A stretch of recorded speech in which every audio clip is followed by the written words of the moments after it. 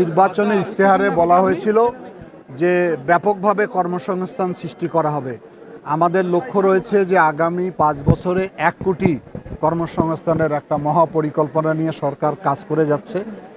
এখানে বেসরকারি শিল্প উদ্যোক্তা যারা রয়েছে এবং সরকারি ক্ষেত্রে এটা আমরা নিয়োগ দেওয়ার চেষ্টা করব। বাংলাদেশে তো বেকারত্ব একটা অভিশাপ হিসেবে দেখা দিয়েছে, ভয়াবহ রূপ ধারণ করেছে।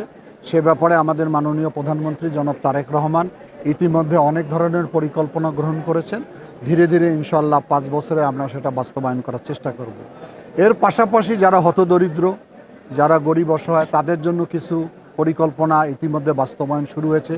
কর্মসূচি আপনারা জানেন, ফ্যামিলি কার্ড, কৃষক কার্ড, তারপরে আমাদের কৃষকের ঋণ মৌকুব করা এবং বিভিন্ন হতদরিদ্র মানুষের কর্মসংস্থান সৃষ্টি করার জন্য যে খাল আমরা কাটতেছি, সেখানেও গরিব অসহায়রা কাজ করতেছে।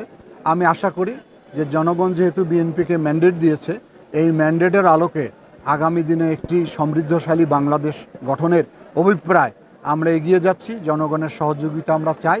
আমরা আশা করি এই বাংলাদেশ যে আকাঙ্ক্ষা নিয়ে স্বাধীনতা অর্জন করেছে, সে আকাঙ্ক্ষা ধীরে ধীরে বাস্তবায়িত হবে।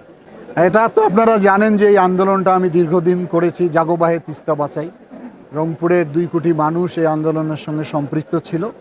আমাদের সরকার ইতিমধ্যে বিভিন্ন দেশের সঙ্গে যোগাযোগ রেখেছে। সাম্প্রতিক সময় আমাদের পররাষ্ট্রমন্ত্রী চীন সফরে আছেন। উনি চীনকে আহ্বান জানিয়েছেন যে তিস্তা মহাপরিকল্পনা তারা অর্থায়ন করবে, কারিগরি সহায়তা প্রদান করবেন। আমাদের মাননীয় প্রধানমন্ত্রী শীঘ্রই চীন সফর করবেন। আমি অত্যন্ত আশাবাদী যে জনগণের এই দাবির প্রতি জনগণ কর্তৃক নির্বাচিত সরকার অতি অল্প সময়ে কাজ শুরু করবে ইনশাআল্লাহ। এটা আমি রেল কর্তৃপক্ষের সঙ্গে বৈঠক করেছি। তারা এখন যেটা বলছে আমাকে, যে তাদের যে ইঞ্জিন এবং র্যাকের যে স্বল্পতা রয়েছে, সে কারণে এই সময়ের মধ্যে করা সম্ভব হবে না।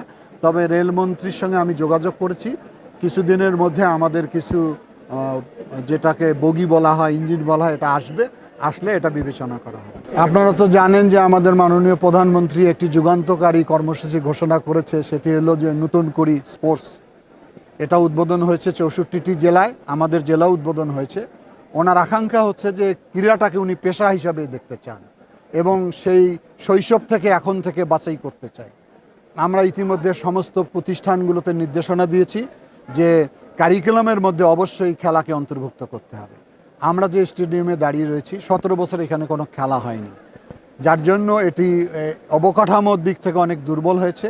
সেটাকে আমরা সংস্কার করার চেষ্টা করব এবং ক্রীড়া মন্ত্রণালয়ের একটা কর্মসূচি রয়েছে, প্রত্যেকটা ইউনিয়নে 8 একর জমিতে আমরা খেলার মাঠ নির্মাণ করতে যাব। ইতিমধ্যে জেলা প্রশাসকদের চিঠি দেওয়া হয়েছে, ওনারা জায়গা বাছাই করতেছে। জায়গা বাছাই হলে আমরা সে কার্যক্রমে যাব। এর বাইরে প্রত্যেকটা উপজেলায় একটি করে মিনি স্টেডিয়াম নির্মাণ করা হবে।